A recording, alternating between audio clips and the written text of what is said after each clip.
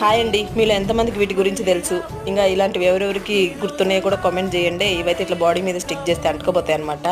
మన చిన్నప్పుడు 1వ తరగతి నుంచి 5వ తరగతి చదివేంత వరకు ప్రాథమిక స్కూల్ అంటారు కదా, ఆ ప్రాథమిక స్కూల్ పక్కన అయితే ఖాళీ ప్లేస్ ఉండేది మా స్కూల్ పక్కనే.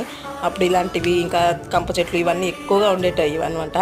మనకి లేజర్ ఇస్తారు కదా, ఒక అరగంట సేపు అయినా దాంట్లో అయితే ఇవి తెంపేసి ఫ్రెండ్స్ బాడీ మీద తల మీద అంటించేసి ఆడుకునేటోళ్ళం అనమాట.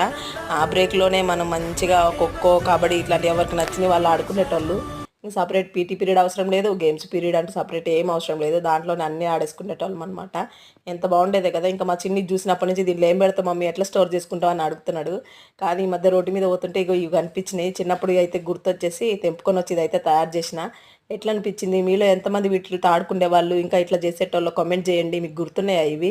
అసలు చిన్నప్పుడు డేస్ ఎంత బాగుండేటియో కదా. అప్పుడేమో ఎప్పుడెప్పుడు పెద్దగా అయిపోతామా అనిపిస్తుంది, ఇప్పుడేమో చిన్నప్పుడు డేస్ తిరిగి వస్తే ఎంత బాగుంటుందో అనిపిస్తుంది. వీడియో నచ్చింది అయితే ఒక లైక్